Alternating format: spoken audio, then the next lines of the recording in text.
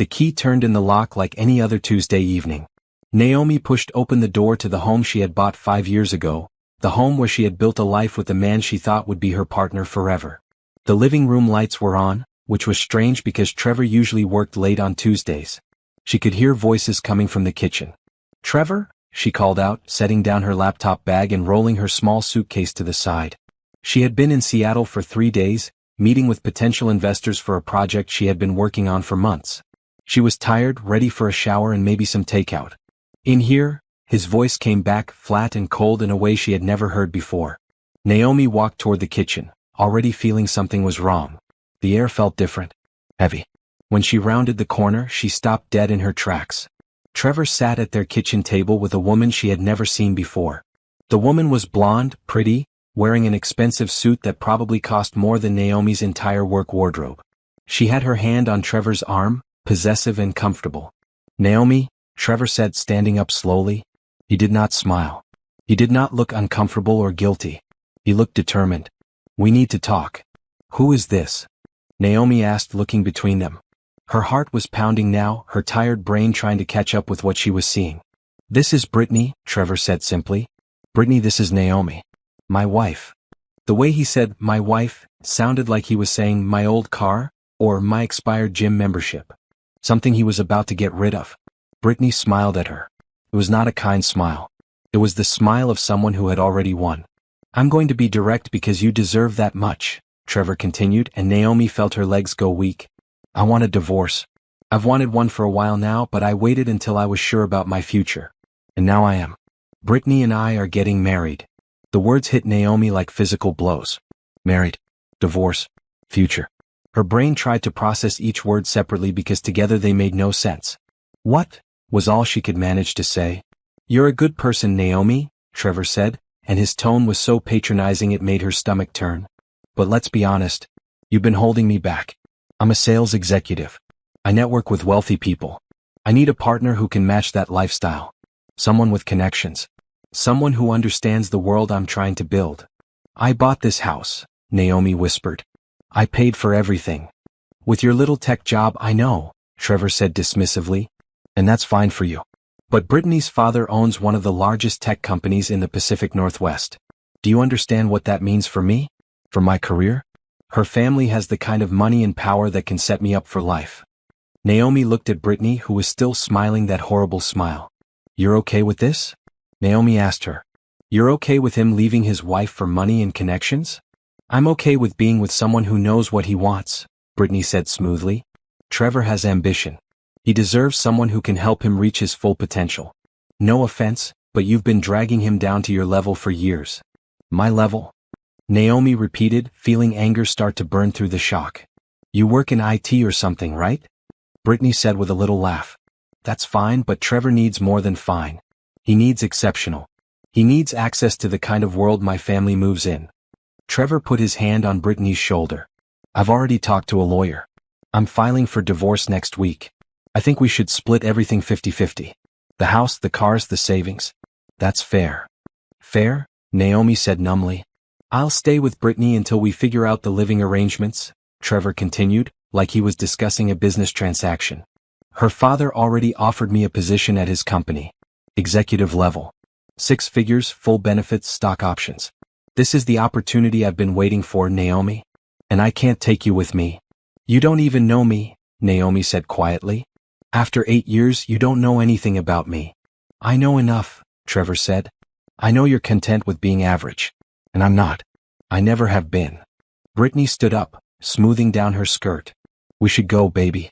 We have dinner reservations at 8. She looked at Naomi with fake sympathy. "I'm sure this is hard, but honestly, you'll probably be happier too. You can find someone more on your level. Someone who doesn't have big dreams." They walked out of the kitchen together, leaving Naomi standing alone in her own home. She heard the front door open and close. Heard Trevor's car start in the driveway. Heard it pull away, taking him toward his new life with someone he thought could give him everything. Naomi stood there for a long time, staring at the kitchen table where her husband had just ended their marriage for money and status and connections he thought he needed. She thought about the business she had built in secret. The company that had grown from a small software startup in their spare bedroom to something much bigger. The investments she had made. the board she sat on, the decisions she made every day that affected hundreds of employees. She thought about how Trevor had no idea who she really was. No idea what she had built while he was out networking and making sales calls and dreaming of climbing social ladders. And slowly, very slowly, Naomi started to smile. The night after Trevor left, Naomi could not sleep. She sat in her home office, the room Trevor barely ever entered, and looked at the photographs on her wall. There was one from their wedding 8 years ago, both of them young and happy and full of hope. There was one from the day she graduated with her computer science degree, Trevor beside her in the crowd. There was one from the day they moved into this house, standing on the front porch together. She took that last photo down and looked at it closely. She had been so proud that day. She had saved and invested and worked herself to exhaustion to buy this house. Trevor had contributed to the down payment, but the mortgage was in her name. The deed was in her name. He had been happy to let her handle all the financial details while he focused on his sales career. Naomi set the photo face down on her desk and opened her laptop. She needed to remember how she got here. How she built everything that Trevor knew nothing about. They met in college at a party thrown by mutual friends. Trevor was 2 years older, working on his business degree, charming and confident in a way that made Naomi feel special when he paid attention to her. She was shy back then, focused on her coding assignments and her dream of creating something meaningful with technology. Trevor made her feel like she could be more than just a programmer. He made her feel like she could be someone who belonged in rooms with important people. They dated through her last 2 years of college. Trevor graduated first and got a sales job at a medical supply company. He was good at it, making decent money, buying nice clothes, taking her to nice restaurants. When Naomi graduated, she got a job at a software company making half what Trevor made. He used to joke about it, how he was the breadwinner, how she was his brilliant little programmer. But Naomi had not told him about the side project she started working on in their small apartment. She had noticed a gap in the market for small businesses trying to manage their inventory and customer data. The existing software was either too expensive or too complicated. She knew she could build something better, simpler, more affordable. She worked on it at night after dinner while Trevor watched television or went out with his sales team. She told him she was just learning new programming languages, keeping her skills sharp. He never asked for details. Technology bored him unless it made him money. After a year, Naomi had a working prototype. She tested it with a few small businesses she found through online forums. They loved it. They asked if they could pay her for it. She set up a basic website, charged a small monthly fee, and suddenly she had her first 10 customers. That was 6 years ago. 6 years of quietly growing her business while Trevor climbed his own career ladder. She hired her first employee, a college student named Rachel who helped with customer service. Then she brought on another programmer to help her scale the software. She formed an LLC, kept the finances separate from their personal accounts, and told Trevor she was doing consulting work on the side for extra money. He never questioned it. As far as he knew, she was making a few $100s a month helping small businesses with their computer problems. 3 years ago, her business caught the attention of a man named Gerald who ran his own tech investment firm. He reached out after seeing her software featured in a small business magazine article. They met for coffee and he asked her what her 5-year plan was. Naomi told him the truth. She wanted to expand. She wanted to hire more developers, improve the software and serve mid-sized companies, not just small businesses. She wanted to build something that mattered. Gerald offered to invest. He also offered to mentor her to help her navigate the business side of technology. He became her silent partner, owning 30% of the company while she retained 70% control. Together they grew her small side business into something real. They hired 20 employees. Then 40. Then 60. They moved from the spare bedroom to a small office, then to a larger office, then to a full floor in a downtown building. Naomi's software was being used by over 500 companies. Revenue was in the millions. And Trevor knew none of it. To him, she was still just his wife who worked in IT, making her salary, contributing to their household expenses. She told him she got a promotion, which was why she could contribute more to their savings. She told him her consulting work was going well, which was why she could afford nicer clothes and better vacations. He believed her because he never looked deeper. He never asked to see her work. He never asked about her day beyond surface pleasantries. He was too busy networking, making connections, dreaming about the big break that would make him wealthy and important. Naomi kept her business life and her home life completely separate. Her employees knew her as their boss, the brilliant founder who built something from nothing. Trevor knew her as his wife who worked long hours at a tech job he did not understand. She told herself she was protecting the business. If they ever got divorced, she did not want him to have any claim to what she built. She set up corporate structures that kept her company completely separate from their marriage. She took a modest salary and reinvested everything else into growth. But there was another reason she never told him, a reason she barely admitted to herself. She knew Trevor valued her for what she could give him, not for who she was. She knew he saw her as someone simple, someone safe, someone who would never outshine him. If he knew the truth about her success, about the company she built, about the wealth she was creating, everything would change. She had been right to hide it. Tonight proved that. The moment Trevor thought he found someone with more money, better connections, higher status, he threw her away like she meant nothing. Naomi closed her laptop and looked around her home office. This room was filled with awards Trevor never asked about, contracts he never read, plans for an empire he never knew existed. She had built all of this while married to a man who thought she was beneath him. Tomorrow she would call her lawyer and make sure the divorce went smoothly. She would give Trevor exactly what he asked for, half of their visible assets, the house, the cars, the savings account he knew about. She would let him think he won. And then, when the time was right, she would show him exactly who he had thrown away. 1 week later, Trevor's lawyer called to schedule a meeting. Naomi sat in a conference room at a downtown law office, across from Trevor and a man in an expensive suit who looked like he ate divorces for breakfast. Her own lawyer, Patricia, sat beside her with a calm expression. "Let's make this simple," Trevor's lawyer said, sliding papers across the table. "My client is requesting a 50-50 division of all marital assets. The house, the vehicles, the savings and checking accounts, the retirement funds, and any other jointly acquired property." Naomi picked up the papers and read through them slowly. Trevor sat across from her, not quite meeting her eyes. He was wearing a new suit, probably bought with Brittany's money. His hair was freshly cut. He looked like he was already living his new life. "This seems fair," Naomi said quietly. Trevor's lawyer blinked, clearly surprised. "You're agreeing to the terms?" "Yes," Naomi said. She looked at Trevor directly. "I'll sign whatever you want. You can have the house. I'll buy something smaller. You can have your car, I'll keep mine. We'll split the savings account down the middle. I'm not going to fight you." Patricia touched her arm gently. They had already discussed this strategy. Naomi knew exactly what she was doing. "That's very reasonable," Trevor's lawyer said, though he sounded suspicious. Lawyers always were when things went too smoothly. "I just want this to be over," Naomi said, and that part was true. 8 years is a long time to be with someone. "I'm not going to drag this out and make it ugly. If you want to move on, then move on." Trevor finally looked at her.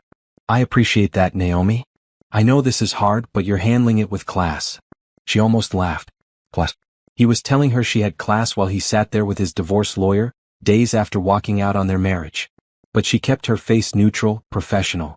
"There is one thing," Patricia said, pulling out her own set of papers.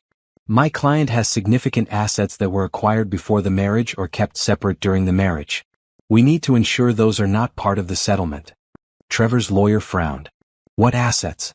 "My client owns an LLC that she formed before the marriage," Patricia said smoothly. "She has investments, retirement accounts, and other holdings that are solely in her name and were never commingled with marital property. We're providing documentation to show these are separate assets not subject to division." "What LLC?"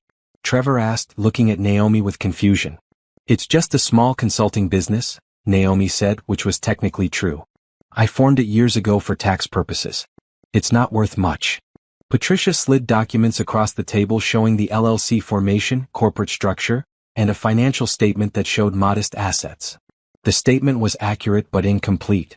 It showed the company's value from 5 years ago, before the major growth, before Gerald's investment, before they scaled to hundreds of clients. Trevor's lawyer skimmed the documents. "This all looks in order. These assets are clearly separate property." "Good," Naomi said. "Then we're done?" They spent another hour going through details. Trevor would keep the house but refinance to get Naomi's name off the mortgage. They would split their savings account, which had about $60,000 in it. They would each keep their own cars, their own retirement accounts from their jobs, their own personal property. Naomi signed every paper without hesitation. She watched Trevor sign his name with a little smile on his face, probably thinking about how he was about to marry into money and power, probably thinking he got everything he wanted. "I'll move out this weekend," Naomi said as they stood to leave. "I'll take my clothes and personal items. You can have the furniture and everything else." "You don't want to fight for the furniture?" Trevor asked, and she could hear the satisfaction in his voice. He thought she was giving up, rolling over, making it easy for him because she had no fight in her. "It's just furniture," Naomi said with a shrug. "I can buy new furniture."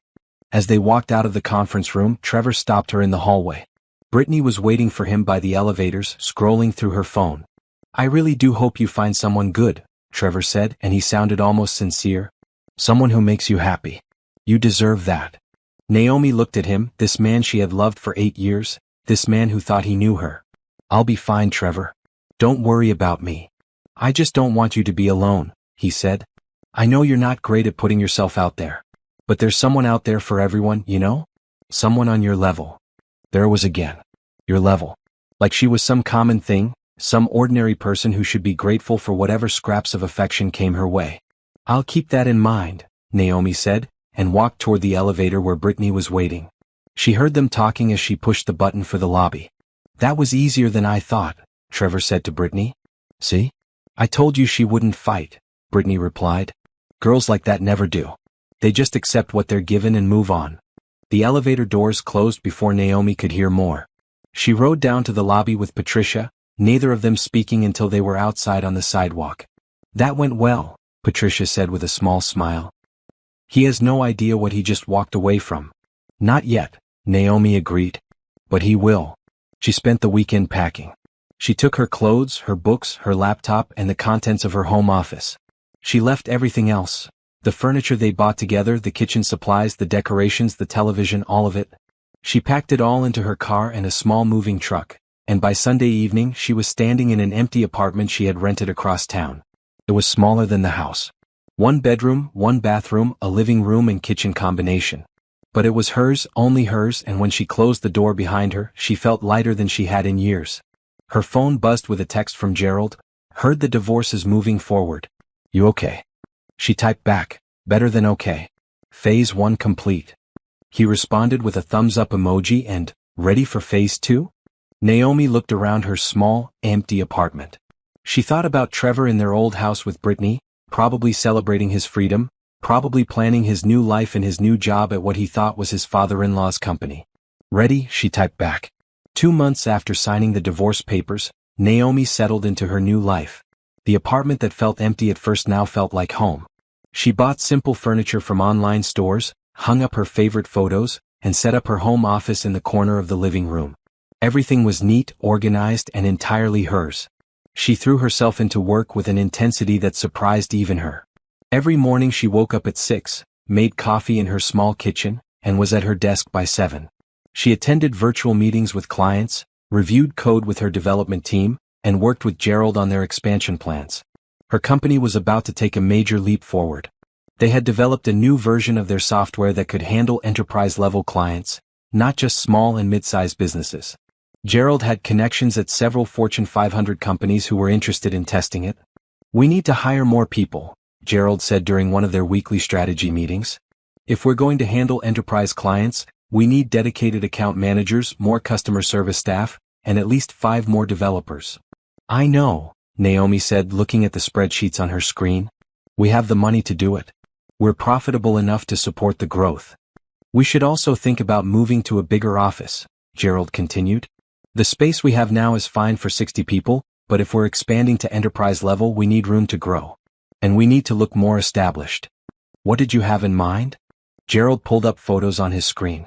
"There's a building downtown, tech hub area, lots of other successful companies in the same complex. 5 floors available. We could take 3 floors now with the option to expand to all 5 if we keep growing at this rate." Naomi studied the photos. The building was modern, all glass and steel, with views of the city skyline. It was exactly the kind of place where serious tech companies lived. "How much?" Gerald named a figure that made her pause, but only for a moment. "We can afford it. Especially if the enterprise deals come through." "Then let's do it," Naomi decided. "Start the paperwork. I want to move before the end of the quarter." After the meeting, Naomi allowed herself a moment to just sit and think. 2 months ago, she was living in a house with a man who thought she was ordinary. Now she was making decisions about taking 3 floors in a premium office building. The contrast was almost funny. Her phone buzzed with a text from her friend Michelle. "Coffee this weekend? I want to hear how you're doing." Michelle was one of the few people who knew the whole truth. She worked as a financial advisor, and she had helped Naomi structure her business finances years ago. She also happened to be one of the only people Naomi trusted completely. Saturday morning? Naomi typed back. Perfect. Same coffee shop. See you there. Saturday morning came with cool air and clear skies. Naomi met Michelle at their favorite coffee shop, a small place with good pastries and better coffee. Michelle was already there when she arrived, sitting at their usual table by the window.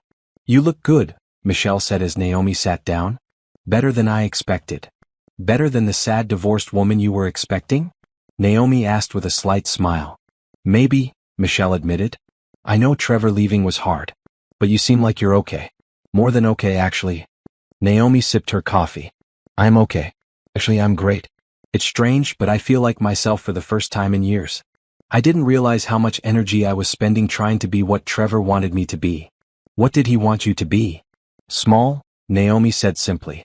He wanted me to be small and simple and satisfied with being less than I am. Every time I wanted to talk about work, he would change the subject. Every time I got excited about something I built, he would nod and then talk about his own day. It was like I was just background noise in his life. Michelle reached across the table and squeezed her hand. His loss. Truly. I know that now, Naomi said. At first, when he left, I felt like something was wrong with me. Like I wasn't good enough or interesting enough or connected enough. But now I realized that he was the one who wasn't enough. He couldn't see what was right in front of him because he was too busy chasing what he thought would make him important. Have you heard anything about him and Brittany? Naomi shook her head. I deleted him from all my social media. I don't want to know. Whatever they're doing, it's not my business anymore. But Michelle pulled out her phone with a guilty expression. I've been keeping track. Just out of curiosity. Do you want to know? Naomi hesitated, then nodded. Tell me. Michelle scrolled through her phone and turned it to show Naomi. Trevor's social media was public, and it was full of photos from the past 2 months. Him and Brittany at expensive restaurants. Him and Brittany at charity galas. Him and Brittany on a yacht. Him in a new suit, standing in front of a corporate building, announcing his new executive position at one of the leading tech companies in the region. He thinks he's made it, Michelle said quietly. Naomi studied the photos. Trevor looked happy, proud, like he finally got everything he wanted. Brittany was always beside him, always smiling, always touching him possessively. They looked like the perfect power couple. Let him enjoy it, Naomi said, handing the phone back. It won't last. When are you going to tell him? Michelle asked. Soon, Naomi said. Very soon. We're moving to the new office building next month. We're onboarding our first enterprise clients. And we're making some changes to our leadership structure that will make everything very clear. I can't wait to see his face when he finds out. Naomi smiled. Neither can I. They finished their coffee and talked about other things. Michelle was dating someone new, a lawyer who actually listened when she talked. Naomi told her about her plans for the company, her excitement about the expansion, her vision for where they could be in 5 years. What about you? Michelle asked as they were leaving. Are you dating anyone? Naomi shook her head. Not really. I've been on a few dates but nothing serious. I'm not in a hurry. Good, Michelle said. Take your time. Find someone who actually sees you. That night, as Naomi was working in her home office, her phone rang with an unknown number. She almost didn't answer, but something made her pick up. Hello. Hi, is this Naomi? A man's voice asked. This is James Peterson. I'm an architect with Morrison Design. Gerald gave me your number and said you might be interested in discussing office space customization? Oh yes, Naomi said, sitting up straighter. Gerald had mentioned hiring an architect to help design the new office space. Thanks for calling. I know it's Saturday night, James said apologetically. But Gerald said you're eager to get started on this project. Would you have time next week to meet and discuss your vision? They set up a meeting for Tuesday afternoon. James sounded professional, straightforward, easy to talk to. Naomi made a note in her calendar and went back to work. She did not know it yet, but that phone call would change more than just her office space. 3 months after the divorce was finalized, Trevor and Brittany got married. Naomi knew about it because the event was all over social media. The wedding took place at an expensive venue with hundreds of guests, elaborate flower arrangements, and a live band. Trevor posted photos with captions about marrying his best friend and starting his new life with the love of his life. Naomi saw the photos because Michelle sent them to her with a message. You okay? I know this might be hard to see. But Naomi was not in her apartment when she got the message. She was at the new office building working late on a Saturday night because she chose to, not because she had to. Her company had moved in 2 weeks ago, and the space was beautiful. 3 floors of open workspace, private offices, conference rooms, and a break room with a view of the city that made everyone stop and stare the first time they saw it. James had done an incredible job with the design. He understood immediately what she wanted. Professional but warm, modern but comfortable, a space that made people want to work there. They had spent hours going over plans, and somewhere during those hours, they had started talking about more than just office design. James was different from Trevor in every way. He listened when Naomi talked about her company, asked intelligent questions, and seemed genuinely impressed by what she had built. He was kind without being weak, confident without being arrogant. He made her laugh, which was something she had not done enough of in the past few years. They had been on 5 dates so far. Nothing serious yet, but something that felt like it could become serious if they both wanted it to. "I'm fine," Naomi texted back to Michelle. "Actually, I'm glad he's happy. Makes what's coming next even better." "When?" Michelle asked. "Monday," Naomi replied. "Trevor starts his new job on Monday." She set down her phone and looked around the executive office that James had designed for her. Floor-to-ceiling windows, a desk made of reclaimed wood, bookshelves filled with coding manuals and business books, and on the wall, her framed degrees and the awards her company had won over the past few years. Gerald knocked on her open door. "Working late?" "Just getting ready for Monday," Naomi said. "Is everything set?" "Everything's set," Gerald confirmed. He came into her office and sat in one of the chairs across from her desk. "Trevor will arrive at 9 for orientation. HR will bring him to the conference room for his first meeting. The entire executive team will be there." "Including me," Naomi said. "Including you," Gerald agreed. "Are you nervous?" "Not even a little bit," Naomi said honestly. "I've been waiting for this moment for months." "I'm ready." Gerald smiled. He has no idea what's about to hit him. That's what makes it perfect. They sat in comfortable silence for a moment. Gerald had become more than just a business partner over the years. He was a mentor, a friend, someone who believed in her when she was just a programmer with an idea. "You know," Gerald said, "I never liked Trevor. Even before all this. I met him a few times at your company parties and there was always something off about him.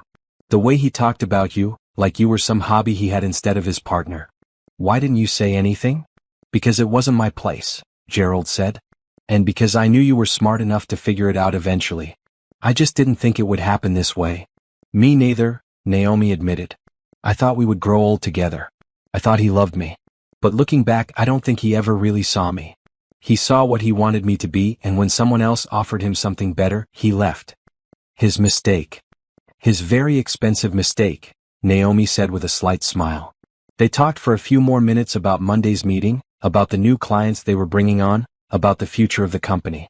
Then Gerald left and Naomi sat alone in her office, looking out at the city lights. Her phone buzzed with a text from James. "Hope you're not working too late. Remember, even bosses need sleep." She smiled and typed back, "Just finishing up. How was your weekend?" "Good. Finished up a project that's been taking forever. Free for dinner this week?" "Wednesday," she suggested. "Perfect. I'll pick you up at 7. Naomi set down her phone and took one more look at the photos Michelle had sent her. Trevor in his expensive suit, Brittany in her designer wedding dress, both of them smiling like they had won the lottery. They looked so happy, so confident, so sure that they had made all the right choices. Tomorrow was Sunday. Trevor and Brittany were probably on their honeymoon somewhere expensive and beautiful. They were probably lying by a pool or exploring a new city, completely unaware that their perfect new life was about to fall apart. Naomi shut down her computer and gathered her things. She took the elevator down to the parking garage and drove home to her small apartment. She made herself dinner, took a long shower, and went to bed early because she wanted to be rested for Monday. Monday morning would change everything. Monday morning, Trevor would walk into his new job expecting to start his new life as an executive at a major tech company. Monday morning he would find out exactly who owned that company. And Monday morning, Naomi would finally get to see his face when he realized what he had thrown away. Monday morning arrived cold and bright. Naomi woke up at 6, went for a short run, showered, and dressed carefully in a navy suit that she had bought specifically for this day. She wanted to look professional, powerful, like the CEO she had become. She styled her hair, put on minimal makeup, and drove to the office with her heart beating steady and strong. The office was already buzzing when she arrived at 8.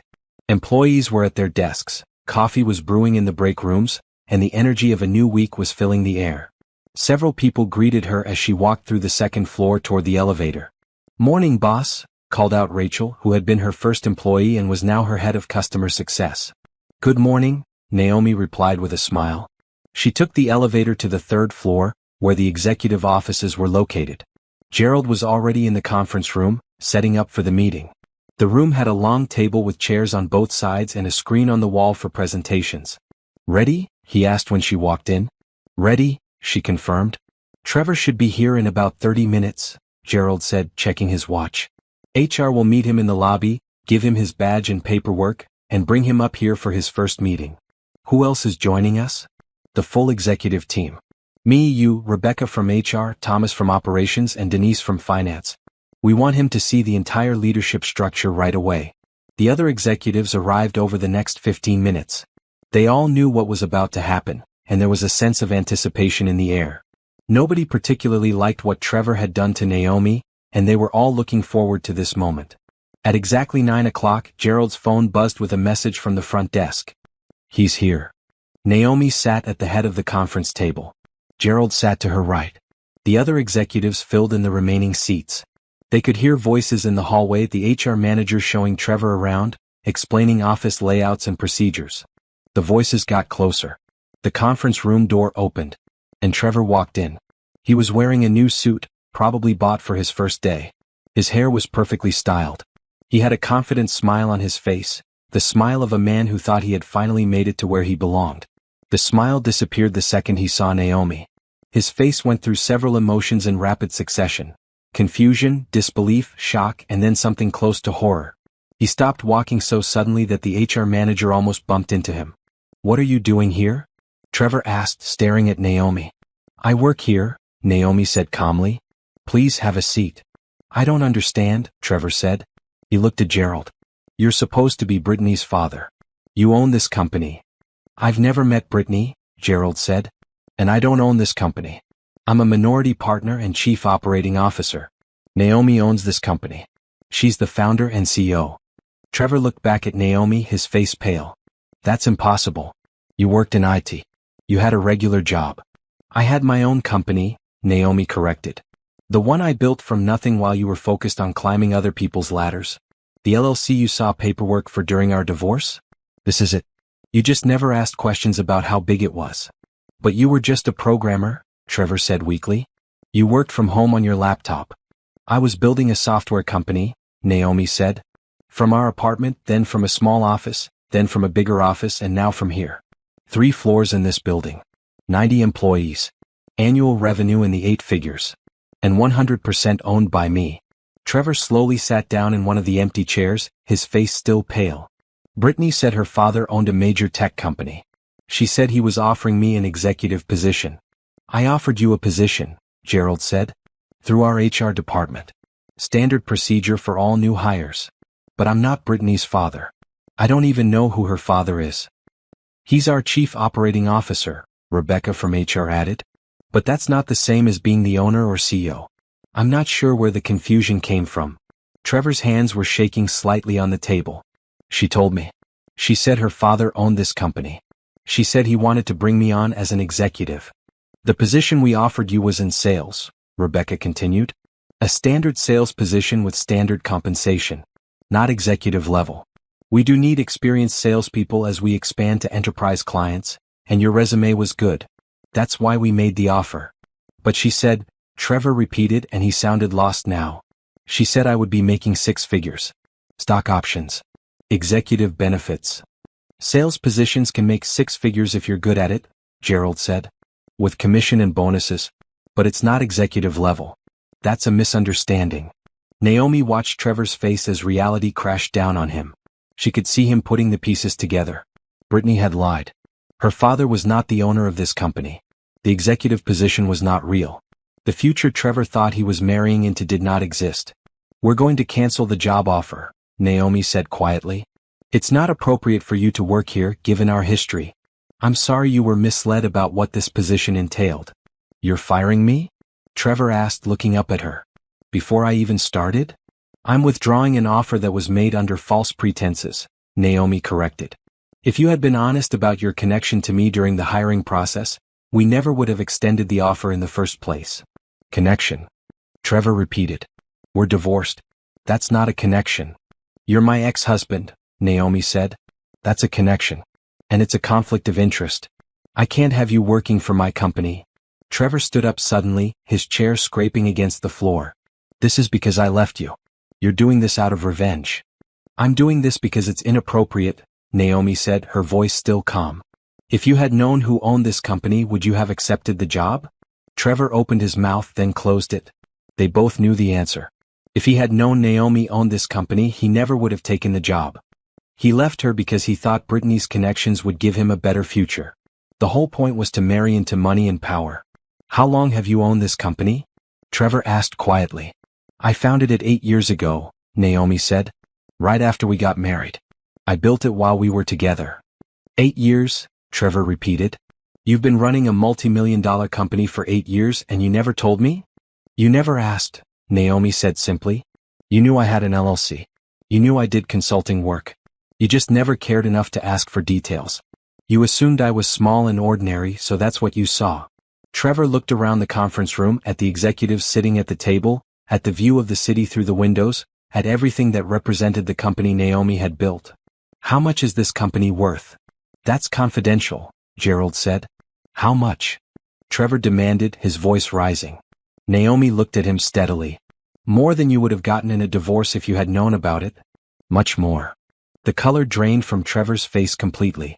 She could see him doing the math, realizing what he had walked away from. He had divorced her thinking she was just a regular tech worker with a modest income. He had settled for half of their visible assets. The house, the savings account, the cars, thinking that was all there was. He had never known about the real money. The company. The investments. The wealth that Naomi had carefully kept separate and hidden. You let me think you were poor, Trevor said, and there was anger in his voice now. I let you think what you wanted to think, Naomi corrected. I never lied. I just never told you how successful my business had become. You made assumptions and I didn't correct them. Because you were planning this, Trevor accused. You were planning to divorce me and keep everything. No, Naomi said firmly. I built this company to protect myself, but I never planned to leave you. You're the one who left me, Trevor. You're the one who walked out on our marriage because you thought you found someone with better connections. You're the one who chose money and status over the person who actually loved you. Trevor grabbed the edge of the table, and for a moment Naomi thought he might flip it over. But instead he just stood there, breathing hard, looking at her with a mixture of rage and desperation. I need this job, he said finally. Brittany's father doesn't actually have a company. She lied to me. We spent everything on the wedding. I quit my old job. I need this. That's not my problem, Naomi said quietly. You made your choices, Trevor. You have to live with them. Rebecca stood up. I'll show you out, Mr. Collins. Trevor looked at Naomi one more time. You're really not going to help me? No, Naomi said. I'm really not. He walked out of the conference room with Rebecca, his shoulders slumped, his confident stride gone. Naomi watched him go, feeling nothing but relief. Gerald leaned back in his chair. That went well. He's going to tell Brittany, Denise said. And Brittany's going to realize she married someone with no money and no prospects. Not my problem, Naomi said, echoing her own words. They made their choices.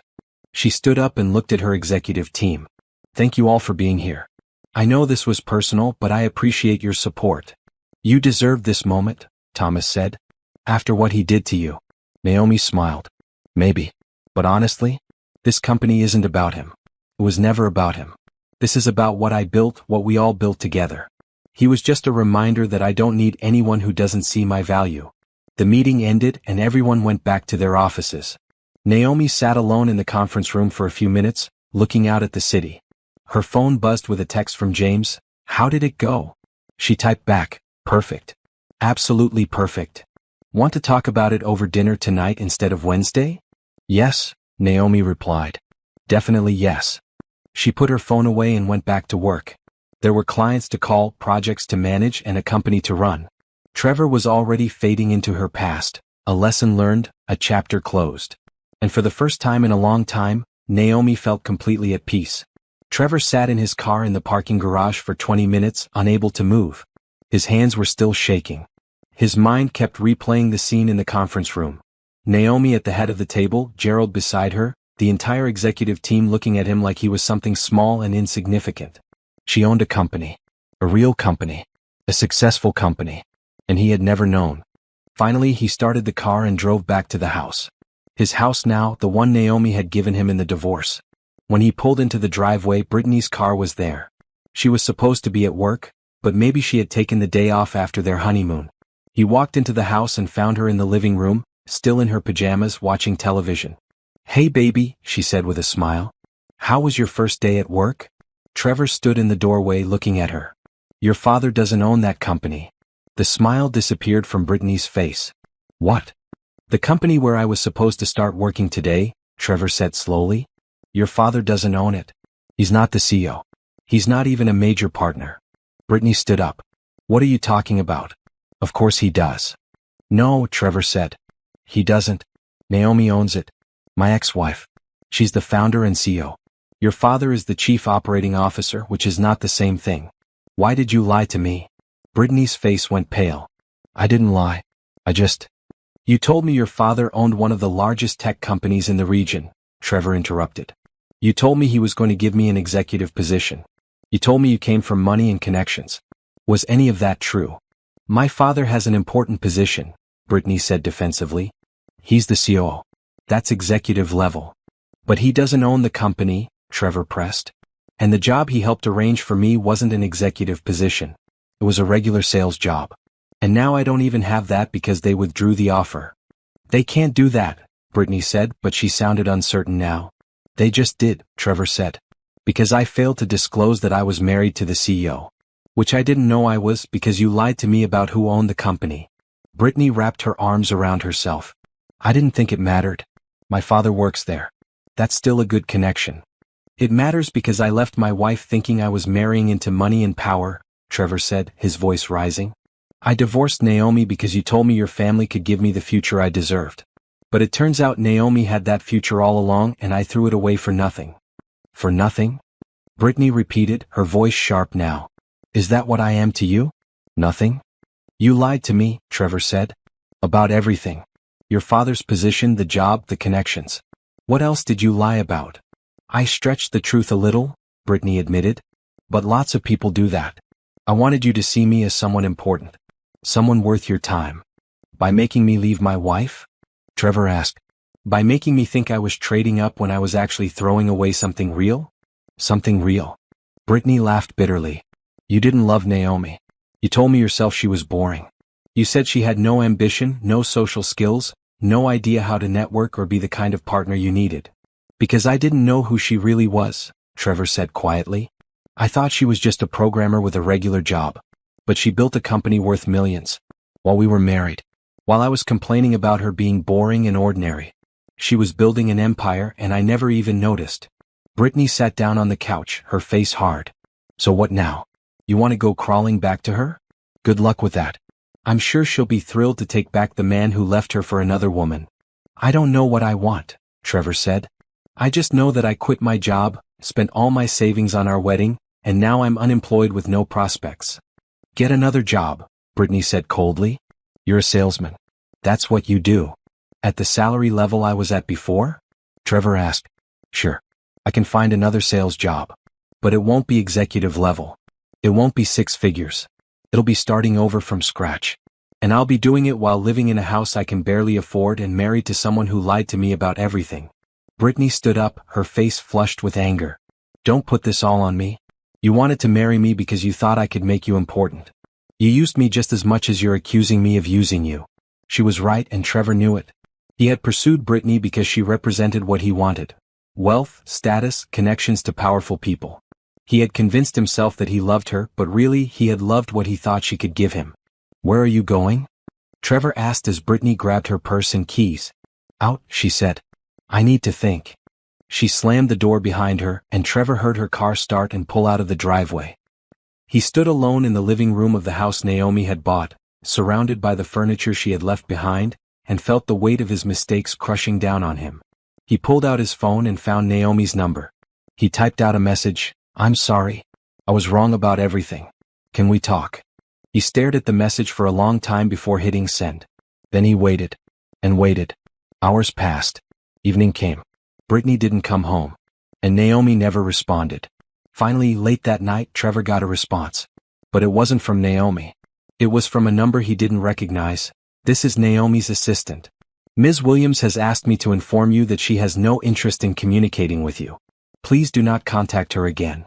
Trevor read the message 3 times. Then he threw his phone across the room where it hit the wall and clattered to the floor. The next morning, Brittany still wasn't home. Trevor called her phone and got voicemail. He sent texts that went unread. Finally, around noon, she sent him a single message. Staying at my parents' house. Need space. Don't call me. Trevor sat in the empty house and pulled up Naomi's company website on his laptop.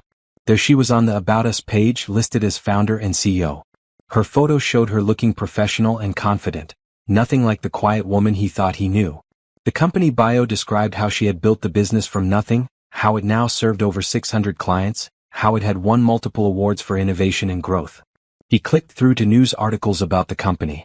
There were several from the past year, profiling Naomi as one of the rising stars in tech. One article called her the quiet genius behind one of the region's fastest-growing software companies. Another talked about her innovative approach to serving small and mid-sized businesses with enterprise-level tools. Every article included photos of Naomi at conferences, at award ceremonies, at business events. In every photo, she looked happy, accomplished, and completely comfortable in her success. Trevor had never seen her look that way. In all their years together, she had been quiet, reserved, focused on her work in a way that seemed almost apologetic. He had thought she was shy and uncertain. Now he realized she had just been living in 2 different worlds. The one where she was his wife, small and ordinary, and the one where she was a successful CEO, confident and powerful. He had only known her in the first world. And now that world was gone. His phone rang. It was his old boss from the medical supply company where he used to work. Trevor, his old boss said when he answered. I heard through the grapevine that your new job fell through. Is that true? Yeah, Trevor admitted. It didn't work out. Sorry to hear that. Look, I'm calling because we need someone on the sales team. I know you left here on good terms, and if you're looking for work, we'd be happy to have you back. It was a lifeline and Trevor grabbed it. What's the position? Same as you had before. Base salary plus commission. Same territory, same clients.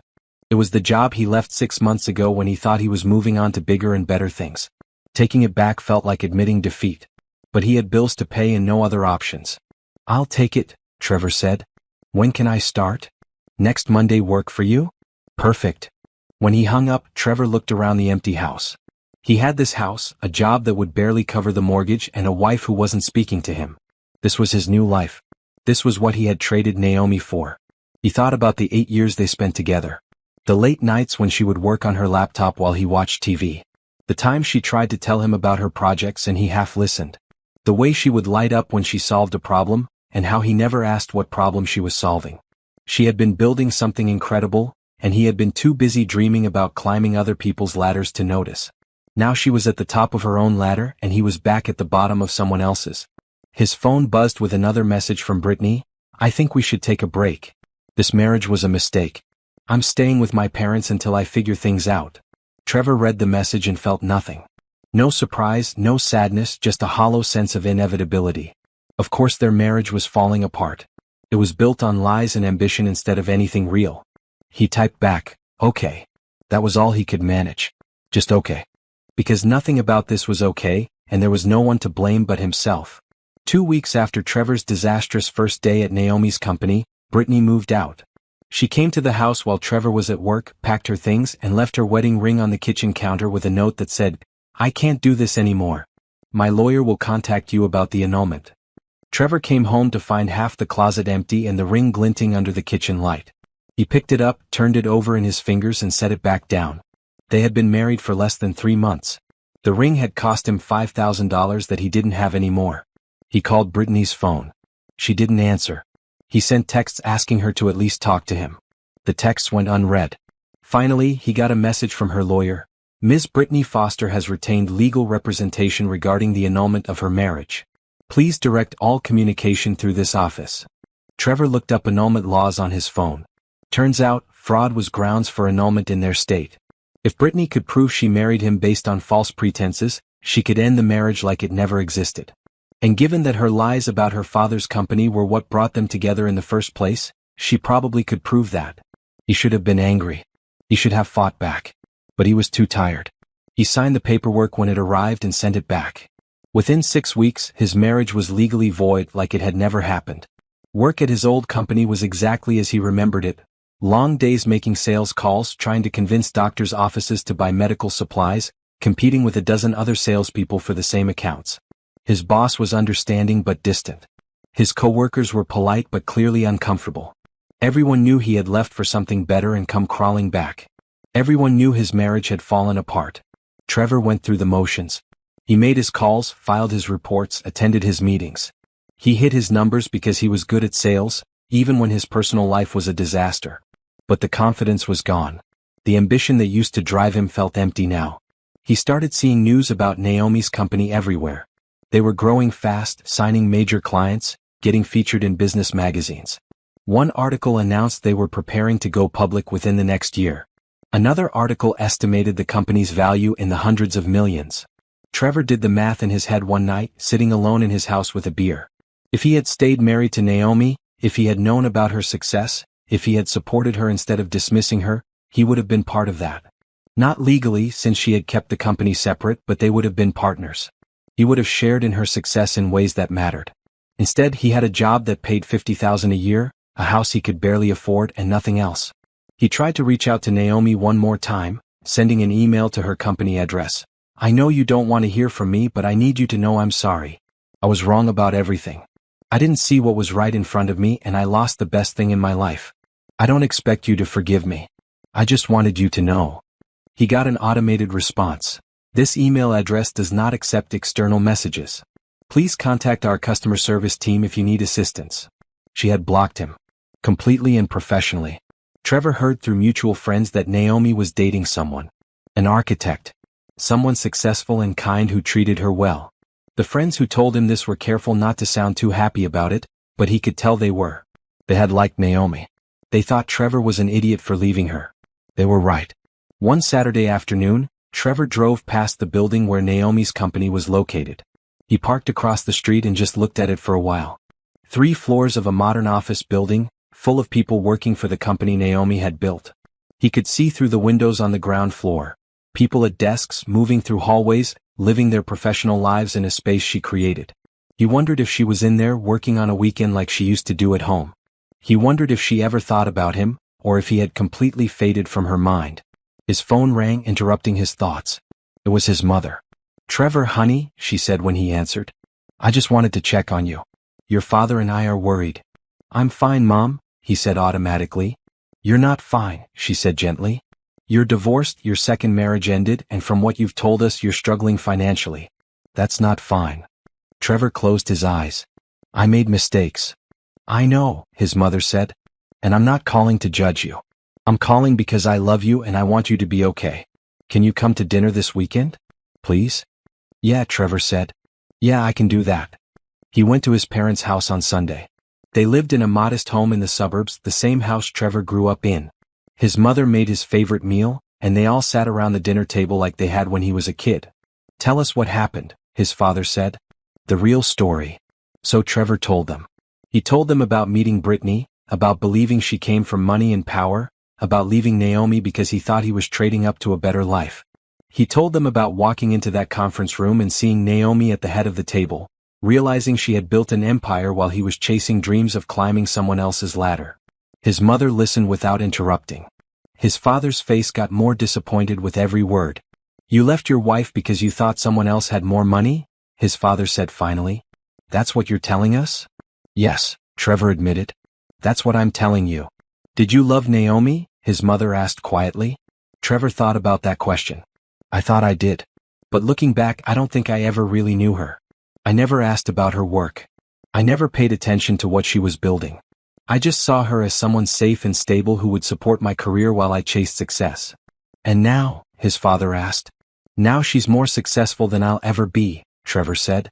And I threw her away for a lie. His mother reached across the table and took his hand. You made a terrible mistake, Trevor. But that doesn't mean your life is over. You're young. You have a job. You have your health. You can rebuild.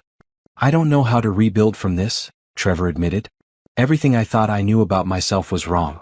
I thought I was ambitious and driven, but really I was just greedy and shallow. I thought I deserved more than what I had, but I didn't even appreciate what I had until it was gone. Then learn from it, his father said. Learn that success isn't about money and status. Learn that real partnerships are built on mutual respect and support. Learn that the grass isn't always greener on the other side. Trevor nodded. He knew his parents were right. He knew he had to find a way forward. But knowing it and doing it were two different things.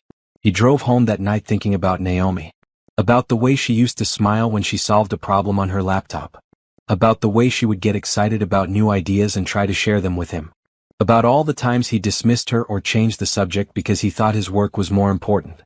He had been married to someone extraordinary and treated her like she was ordinary. That was his real mistake. Not leaving her for someone else but never seeing her value in the first place. His phone buzzed with a notification. It was a news alert about Naomi's company. Local tech startup announces Series B funding round, valuation doubles. Trevor read the article. Naomi's company had just secured $50 million in funding from major investors. The company was now valued at over $200 million. The article included a quote from Naomi, "We're grateful for the support of our investors and excited about our future. This funding will allow us to expand our team, enhance our products, and serve even more clients across the country." There was a photo of her at a press conference, looking confident and professional, every inch the successful CEO she had become. Trevor saved the article to his phone. He wasn't sure why. Maybe as a reminder of what he lost. Maybe as motivation to become someone better. Maybe just because seeing her success made him feel something other than the numbness that had settled over his life. Whatever the reason, he kept the article. And late that night, lying alone in the house that used to belong to both of them, Trevor finally let himself cry for everything he had thrown away. 6 months after the annulment from Brittany, Trevor had settled into a routine that felt like survival rather than living. He went to work, came home, ate dinner alone, watched television, and went to bed. On weekends he visited his parents or sat in his house trying not to think about the life he could have had. Then one morning he woke up to a series of texts from former colleagues and friends. They all said the same thing: "Have you seen the news?" Trevor grabbed his laptop and pulled up the local news website. The headline made his stomach drop. Tech company files lawsuit against former employee for misrepresentation and fraud. He read the article with growing horror. Naomi's company was suing Brittany for falsely claiming connections to the company's ownership and using those false claims to gain personal advantage. The lawsuit outlined how Brittany had told multiple people, including Trevor, that her father owned the company when he was actually just one of several executives with no ownership stake.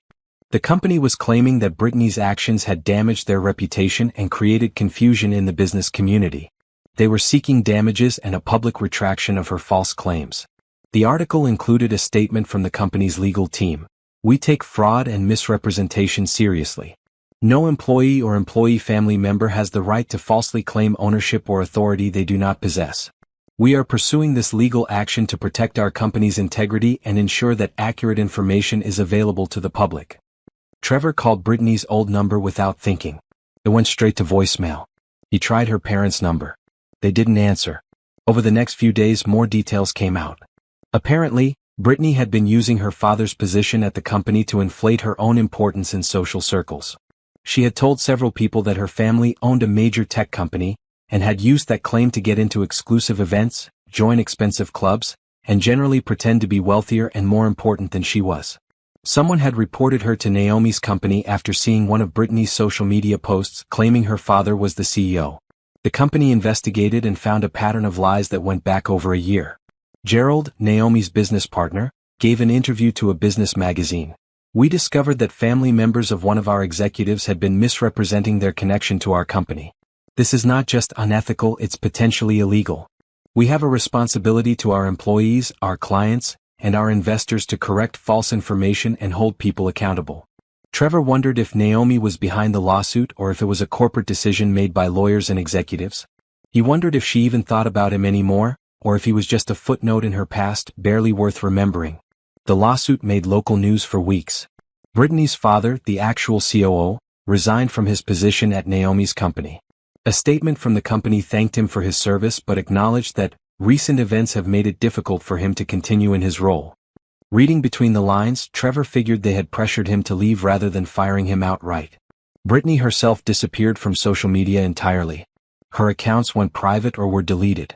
She stopped showing up to the social events she used to attend.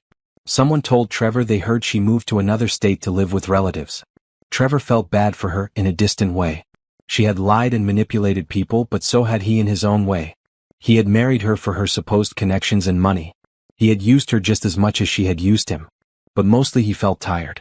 Tired of drama, tired of consequences, tired of living in the wreckage of his mistakes. He started seeing a therapist.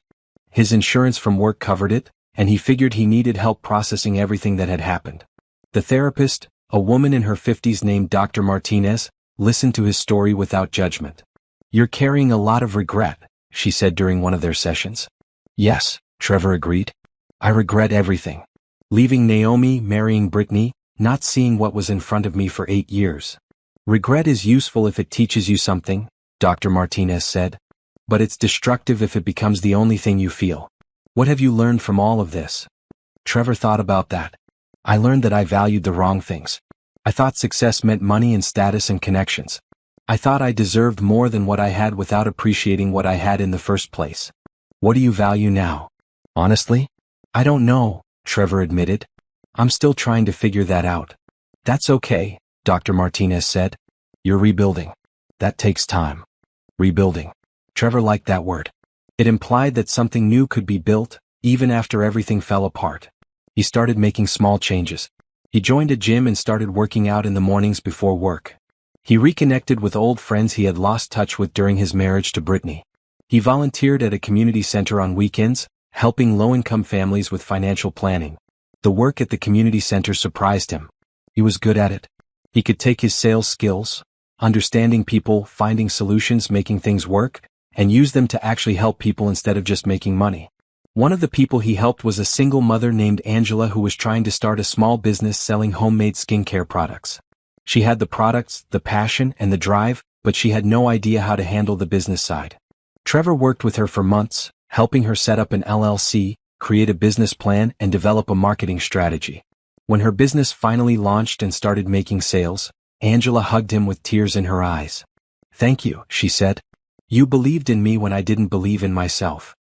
That moment meant more to Trevor than any sales commission he had ever earned. He kept seeing news about Naomi's company. They continued to grow, continued to succeed. One article announced they were opening offices in 3 new cities.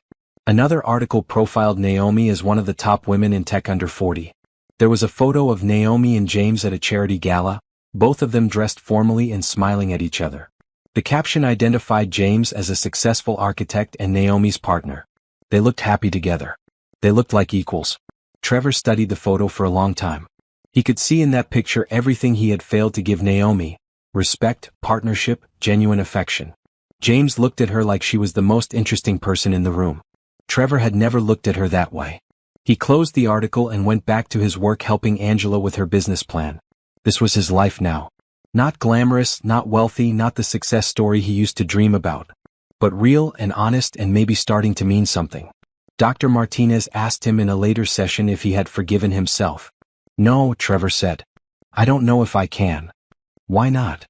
"Because I hurt someone who didn't deserve it," Trevor said. "Naomi built something incredible and I dismissed it as nothing. I left her for someone I thought could give me more, without realizing I already had everything that mattered." "You can acknowledge that you hurt her without punishing yourself forever," Dr. Martinez said gently. "She's moved on. She's successful and happy. Maybe it's time for you to move on too." "I don't know how to do that," Trevor admitted. "One day at a time," Dr. Martinez said. "One choice at a time. You're already doing better than you think. You're helping people at the community center. You're reconnecting with friends. You're being honest with yourself about your mistakes. That's growth." Trevor left that session feeling slightly less heavy. Maybe Dr. Martinez was right. Maybe he could rebuild. Maybe he could become someone better than the person who left his wife for money and status. It wouldn't fix what he broke. It wouldn't change what he lost. But maybe, eventually, it would be enough. 18 months after the divorce, Naomi stood in her office on a Friday afternoon, looking out at the city skyline. In her hand was a glass of champagne. Around her were Gerald, her executive team, and several key employees who had been with the company from the beginning. Today, Gerald said, raising his own glass, we celebrate. Our company just went public at a valuation of $800 million. Naomi, you did it. You built something incredible. Everyone cheered and clinked glasses. Naomi smiled, feeling a surge of pride that was almost overwhelming. She had started this company in a spare bedroom with nothing but an idea and determination. Now it was a publicly traded corporation employing over 300 people across 5 offices. I didn't do it alone, Naomi said, her voice carrying across the room. Every person in this room helped build this company. Every late night, every problem solved, every client served, we did that together. This success belongs to all of us. More cheers, more champagne, more celebration. After a while, people started filtering out, heading to the planned party at a downtown restaurant. Gerald lingered behind with Naomi. How does it feel? He asked. Surreal, Naomi admitted. Good but surreal. 2 years ago I was married to someone who thought I was ordinary. Now I'm standing here as the CEO of a publicly traded company. It's a lot to process. You were never ordinary, Gerald said. Trevor was just too blind to see it. Maybe, Naomi said. Or maybe I needed him to leave so I could fully become who I was meant to be. I don't know. Either way, I'm grateful for where I ended up. Her phone buzzed with a text from James. Congratulations, brilliant woman. I'm so proud of you. Can't wait to celebrate properly tonight. Naomi smiled at the message. James had been at the stock exchange that morning when the company went public, standing beside her and cheering louder than anyone else. He had never been intimidated by her success. If anything, he loved it. He loved watching her work, hearing about her challenges, celebrating her victories. They had been together for over a year now, taking things slow but steady. He respected her independence and her work. He had his own successful architecture firm, so he understood the demands of building a business. They were partners in the truest sense, supporting each other without either one trying to outshine or diminish the other. You should go, Gerald said, interrupting her thoughts. Enjoy your night. You earned this. Naomi gathered her things and headed down to the parking garage. As she walked to her car, she thought about how much had changed. New office, new relationship, new life. Everything was different now, and all of it was better. She drove to the restaurant where the celebration party was being held. The place was packed with her employees, investors, friends, and James. He was waiting for her at their reserved table, looking handsome in a suit. There she is, he said, standing to pull out her chair. The CEO herself. Stop, Naomi said, laughing. You're going to make me blush. Good, James said, kissing her cheek. You should blush. You accomplished something amazing today. They ate dinner surrounded by people who genuinely cared about Naomi and her success. No one was there because they wanted something from her. No one was trying to use her connections or her money. They were just happy for her. Michelle was there, sitting across from them with her lawyer boyfriend. I'm so proud of you, Michelle said, reaching across the table to squeeze Naomi's hand. I knew you'd make it here eventually, but watching it actually happen is incredible. Thank you for always believing in me, Naomi said. Even when I didn't believe in myself. Always, Michelle promised. Later that night, after the party wound down, Naomi and James went for a walk along the waterfront. The city lights reflected off the water and the air was cool and fresh. They walked in comfortable silence for a while, just enjoying being together. Can I tell you something? James said eventually. Of course. I love you, he said simply. I've been wanting to say it for a while now, but tonight felt like the right time. I love who you are, what you've built, and how you treat the people around you. I love everything about you. Naomi stopped walking and turned to face him. I love you too, she said. I didn't think I would feel this way again after Trevor. But you're nothing like him. You see me for who I really am and you love me anyway. Not anyway, James corrected. Because of who you are. That's why I love you. They kissed there by the waterfront, and Naomi felt happier than she had in years. Maybe ever. Over the next few months, life continued to be good. The company's stock performed well. They signed several major new clients. They expanded to 2 more cities. Naomi was featured in national business magazines and invited to speak at conferences. She heard through mutual friends that Trevor was doing okay. He had stayed at his old company, working his way back up to a decent position. He was volunteering at a community center and seemed to be trying to become a better person. She didn't wish him ill. She just didn't wish him anything at all anymore. He was part of her past, a chapter closed, a lesson learned. One Saturday morning, James suggested they go house hunting. Your apartment is great, he said. But you can afford something better now. And maybe, if things keep going the way they're going, we could look for a place together? Together? Naomi asked, her heart skipping a beat. Only if you want to, James said quickly. No pressure. I just thought, we've been together for a while now. We're both in good places in our careers. Maybe it's time to think about the future. Naomi thought about the house she had shared with Trevor, the one she had worked so hard to buy, the one she had walked away from without a second thought. She thought about how much she had changed since then. I would love to look at houses with you, Naomi said. Together. They spent the next few months looking at properties. Nothing felt quite right until they found a modern house in a quiet neighborhood, with big windows and an open floor plan and a yard perfect for the dog they talked about getting someday. This is it, Naomi said the moment she walked in. This is home. James agreed and they put in an offer that same day. The offer was accepted and 2 months later they moved in together. Naomi stood in the living room of their new house, surrounded by boxes and furniture and possibilities. James came up behind her and wrapped his arms around her waist. Happy? He asked. So happy, Naomi said, and she meant it. I didn't know I could feel this way. Content and excited at the same time. That's how it's supposed to feel, James said. Building a life with someone who actually sees you. Later that evening, after they had unpacked enough to be functional, they sat on their new couch and ordered pizza. They talked about their plans for the house, for their future, for everything they wanted to build together. Naomi's phone buzzed with a message from Rachel. Saw the news about the new office in Austin. We're crushing it, boss. Hope you're enjoying your weekend. Naomi smiled and typed back, thanks. Enjoy yours too. She set the phone down and looked at James. You know what's funny? 2 years ago I thought my life was falling apart. My husband left me, my marriage ended, and I felt like I had failed at everything. And now? James asked.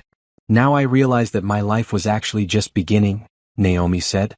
Everything that happened pushed me to finally live as my full self instead of hiding parts of me away. I get to run a company I built. I get to be with someone who loves me for who I really am. I get to wake up every morning excited about my life. You deserve all of it, James said. Every bit of success, every bit of happiness. You earned it. Naomi leaned against him, feeling safe and loved and seen. She thought about the girl she had been in college, dreaming of building something meaningful with technology. She thought about the woman she had been in her marriage, hiding her success and making herself small. And she thought about the woman she was now, confident and accomplished and finally free. Thank you, she said to James. For what? For seeing me, Naomi said simply. Really seeing me? Always, James promised and kissed the top of her head. They sat there together in their new house, surrounded by the life they were building, and Naomi felt complete. Not because of James, but because she had finally found herself. The relationship was just the beautiful addition to a life she had built on her own terms. 6 months later, Naomi sat in her office reading an email from a young woman who had just started her own tech company. The woman had read about Naomi's story and wanted advice on how to grow her business while protecting herself and her assets. Naomi wrote back with detailed advice, sharing the lessons she had learned the hard way. She told the woman to trust her instincts, protect her work, and never make herself smaller to make someone else comfortable. Build your empire, Naomi wrote, and never apologize for your success. The right people will celebrate it with you. The wrong people will leave. Let them. She hit send and returned to her work, running the company she built, planning her future with James, and living the life she always deserved. Trevor had once told her she was holding him back. But the truth was she had been the one held back by a man who couldn't see her value. Now finally free, she soared. And she never looked back.